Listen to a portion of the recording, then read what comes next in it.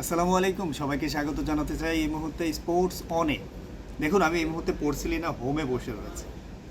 এখানে আসলে মানুষ নাকি শান্তির জায়গাটা খোঁজে, তার ব্যতিক্রমী অবস্থা রয়েছে এই মুহূর্তে বাংলাদেশের ক্রিকেটে। অর্থাৎ শান্তির জায়গা আপনি খুঁজে পাবেন না যদি একজন স্পোর্টস লাভার হন। আর মাত্র কয়েকটা দিন পরে মাঠে গড়াচ্ছে টি-20 বিশ্বকাপ। বাংলাদেশ দল 9 নম্বর র্যাঙ্কিংয়ে থেকে তারা বিশ্বকাপে চলে গেছে। আমাদের প্রত্যাশার লেভেল তো অনেক বেশি, অনেক হাই। আচ্ছা, আপনি একটাবার ভাবুন, যুক্তরাষ্ট্রের বিপক্ষে, জিম্বাবুয়ের বিপক্ষে আমরা প্রস্তুতি ম্যাচ খেলছি, এটা মেনে নিয়েছি আমরা সাধারণ দর্শক, আমাদের এত মাথা ব্যথা নেই, মেনে নিয়েছি। এরপরে জিম্বাবুয়ের বিপক্ষে আপনি যখন খেলেন, আপনি স্কোর বোর্ডে রানটা 150+ করতে পারেন না। যুক্তরাষ্ট্রের বিপক্ষে যখন খেলছেন টি-20 ফরম্যাটে, আপনি 150+ রান করতে পারছেন না, অথচ পুরো বিশ্বে যখন বিভিন্ন দলগুলো খেলছে অলমোস্ট 200+ রান টি-20 ফরম্যাটে তারা করছে। তাহলে বিশ্ব ক্রিকেটে তারাও র্যাঙ্কিংয়ের দল, আমরাও র্যাঙ্কিংয়ের দল, বরং আমরা বেশ কটি দলের চাইতে এগিয়ে আছি। অথচ আপনার এই জিনিসটা মাথায় নেই যে আপনি 200+ রান করতে পারছেন না। সেটা কার বিপক্ষে? জিম্বাবুয়ের বিপক্ষেও পারছেন না, যুক্তরাষ্ট্রের বিপক্ষেও পারছেন না, বরং নাকানি চুবানি খেয়ে যুক্তরাষ্ট্রের মতো নতুন প্রতিবেশী দল যারা বিশ্বকাপে হোস্ট কান্ট্রি হিসেবে অংশগ্রহণ করছে তাদের বিপক্ষে আপনাকে হারতে হচ্ছে। এটা কি? কোন আবেগ নিয়ে আমরা বিশ্বকাপ খেলাটা দেখব? কোন চিন্তা থেকে আমরা বিশ্বকাপ দল ঘোষণা করেছি? প্রত্যেকটা দেশ তাদের টপ অর্ডারদেরকে রানের অবস্থাটা দেখে যে আসলে কেমন পরিমাণ স্ট্রাইক রেটে খেলছে সেই দল। বাংলাদেশের স্ট্রাইক রেটের কথা আপনি একবার ভাববেন। চলুন 3জন টপ অর্ডার ব্যাটসম্যান নিয়ে আলোচনা করি। প্রথমে আপনাকে নিয়ে আসি আমাদের লিটন দাসের কথা। অনেক চেষ্টা করানো হয়েছে, ইনফ্যাক্ট আমার কাছে তো মনে হয় জিম্বাবুয়েকে ডেকে নিয়ে আসা শুধুমাত্র লিটন দাসের উদ্দেশ্যে, কারণ জিম্বাবুয়ের বিপক্ষে লিটন দাসের ম্যাক্সিমাম ইনিংসগুলো বড় সাক্ষী।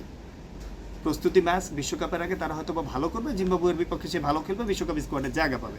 সেটা তো হলো না, সে ঘুরে বালু। এবং সেখানে কি ঘটলো? লিটন দাস পরপর 3টা ম্যাচ ব্যর্থ। এরপরে বাকি যে 2টো ম্যাচ ছিল সেখানে আমরা জায়গা দিলাম না। লাস্ট 5টা ম্যাচে লিটন দাসের রান সংখ্যাটা চলুন একটু দেখে নিন। 57টা বল খেলেছেন তিনি, 69টি রান, মানে 69টি বল খেলেছেন, রান করেছেন মাত্র 57। 69টি বল খেলে মাত্র 57 রান, স্ট্রাইক রেটটা অলমোস্ট 100-র নিচে, মাত্র 82। তিনি আমাদের opener batter, top order batter. পরের জনের কথা বলি, চলুন একটু জানার চেষ্টা করি। তিনি হচ্ছেন সৌম্য সরকার বলছে অনেকে, এখন সৌম্য সরকারকে এখন অনেকে সৌম্য সরকার বলছে। তার অবস্থাটা আরও মানে কি বলবো, আরও বেশি মাল। দেখুন, তিনি 79টা রান করেছেন এখনো পর্যন্ত 65 বল থেকে, স্ট্রাইক রেট 100 চাইতে একটু বেশি। এ যাত্রায় বলা যায় যে লিটনের চেয়ে একটু ভালো রয়েছে। তাহলে আপনার স্ট্রাইক রেট 100 চাইতে একটু বেশি, 65 বলে মাত্র 79 রান রয়েছে সৌম্য সরকারের। এবারে চলুন আমাদের ক্যাপ্টেন শান্তর কাছে। কেন তাকে আসলে মানুষ লর্ড শান্ত বলে, এবারে সেটা বুঝতে পারবেন।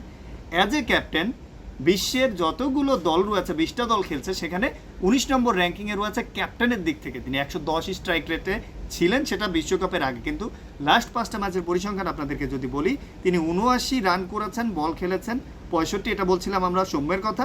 আর শান্ত 61টি রান করেছেন এখনো পর্যন্ত 65 বল থেকে, তার স্ট্রাইক রেট মাত্র 93। যেখানে উগান্ডার ক্যাপ্টেন একজন বোলার, তার স্ট্রাইক রেট 107-এর উপরে। এই হচ্ছে আমাদের বাংলাদেশের আসলে টপ অর্ডারের ব্যাটিং ডিপার্টমেন্ট।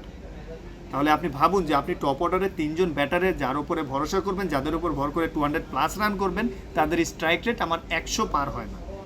এই 3জন আমাদের টপ অর্ডার ব্যাটার। আসলে বিশ্বকাপটা কেমন করবে বাংলাদেশ, ভরা ডুবে আমরা দেখতে যাচ্ছি। আপনার মনে আছে 90 দশকে ফুটবলের একটা জোয়ার ছিল বাংলাদেশে। আবাহনী মোহামেডানের সামান্য খেলাতে অ্যাটলিস্ট 13,000 অর্থাৎ 30,000-এর ওপরে দর্শক হতো, যেটা এখন বাংলাদেশে ক্রিকেটে হয়।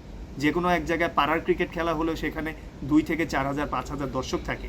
ফুটবলে যেখানে দর্শক নেই, মিরপুর স্টেডিয়ামে বাংলাদেশের বিপক্ষে লোকাল জিম্বাবুয়ের ম্যাচ দেখতে হাজার হাজার দর্শক। এই যে জনপ্রিয়তা, কিন্তু যেভাবে চক্রটা একটু সাজিয়েছেন আপনারা ক্রিকেট নিয়ে, দুদিন পরে 90 দশকের ফুটবল এখন 2023 সালের মডার্ন ফুটবলে যেভাবে হারিয়ে গেছে, দর্শক মুখ ফিরিয়ে নিয়েছে, ক্রিকেট থেকে আর মাত্র 2-4 বছর পরে এভাবেই মুখ ফিরিয়ে নেবে। যে অবস্থা দলের, 16 সদস্য বা 15 সদস্য দল নিয়ে গেছেন, অথচ দলের কোনো পরিকল্পনা নেই।